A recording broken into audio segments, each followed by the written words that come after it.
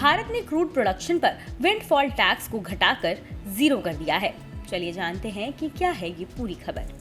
दरअसल एक सरकारी अधिसूचना के मुताबिक भारत सरकार ने मंगलवार 4 अप्रैल से कच्चे तेल पर लागू होने वाले विंडफॉल टैक्स को हटा लिया है। बता दें कि अभी तक कच्चे तेल पर 3,500 रुपए प्रति टन की दर से विंडफॉल टैक्स लागू था।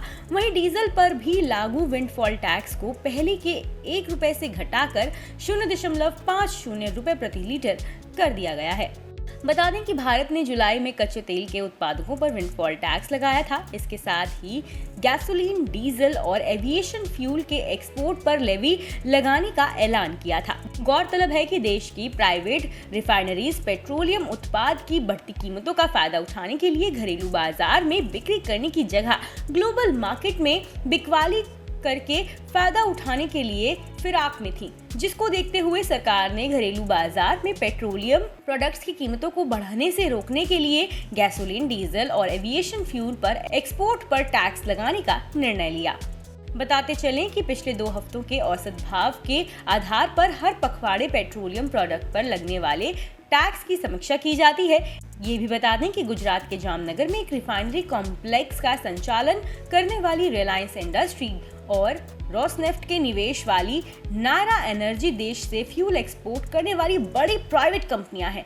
भारत में पिछले साल 1 जुलाई को विंडफॉल टैक्स लगाया गया था। गौरतलब है कि विंडफॉल टैक्स एनर्जी कंपनियों पर उस स्थिति में लगाया जाता है जब उनको कच्चे तेल की अंतर्राष्ट्रीय कीमतों में भारी गिरावट पर अप्रत्याशित लाभ होता है।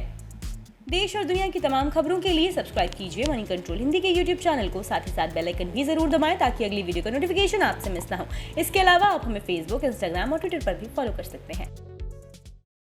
ओपेक और उसके सहयोगी देशों के ऑयल प्रोडक्शन घटाने के फैसले ने मार्केट को चौंकाया है, खासकर तब जब सऊदी अरब जैसे ओपेक के सबसे मजबूत सदस्य ने कहा था कि वो प्रोडक्शन में कमी के प्रस्ताव का समर्थन नहीं करेगा। अब सवाल यह है कि क्रूड ऑयल में प्रोडक्शन की कमी का आप पर क्या असर पड़ेगा।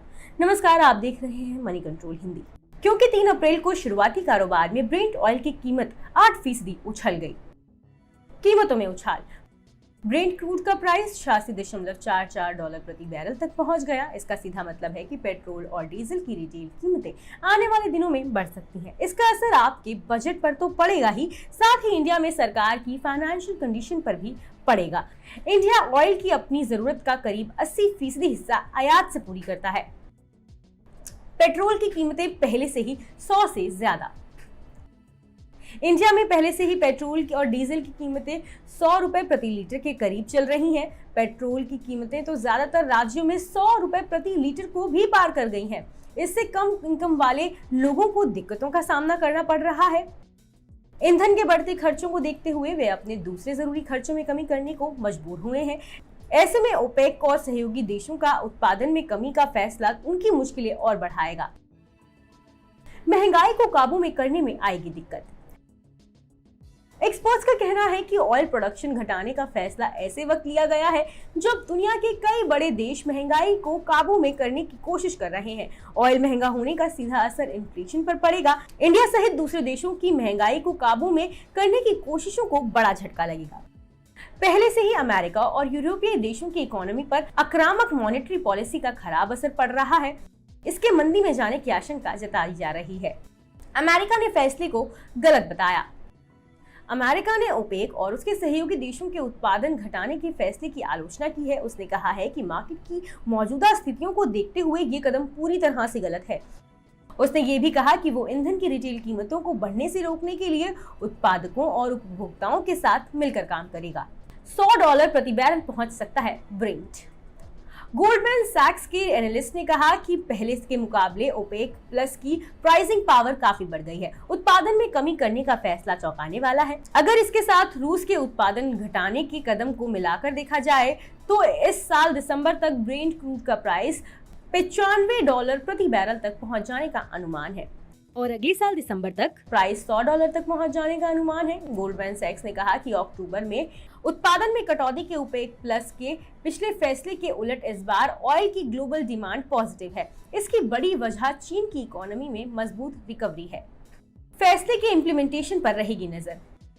बैंक ऑफ अमेरिका ने कहा कि प्रोडक्शन में रोजाना 10 लाख बैरल की कटौती की वजह से क्रूड का प्राइस 20 से $25 प्रति बैरल तक बढ़ सकता है। बैंक के एक एनालिस्ट ने कहा कि अब अमेरिकी शेल ऑयल की सप्लाई बढ़ने का कोई डर नहीं है, इसलिए ऑयल की ऊंची कीमतों से उसे 5 साल पहले जैसा रिस्क नहीं है। बैंक ऑफ अमेरिका ने कहा कि अभी ये तय नहीं है कि उत्पादन में कमी का कितना असर कुल वॉल्यूम पर पड़ेगा। इसकी वजह यह है कि इससे पहले ओपेक उत्पादन में कमी के फैसले को ठीक तरह से लागू करने में नाकाम रहा है। देश और दुनिया की तमाम खबरों के लिए सब्सक्राइब कीजिए मनी कंट्रोल हिंदी के यूट्यूब चैनल को, साथ ही साथ बेल आइकन भी जरूर दबाएं ताकि अगली वीडियो का नोटिफिकेशन आपसे मिस ना हो। इसके अलावा आप हमें फेसबुक, इंस्टाग्राम और ट्विटर पर भी फॉलो कर सकते हैं। धन्यवाद।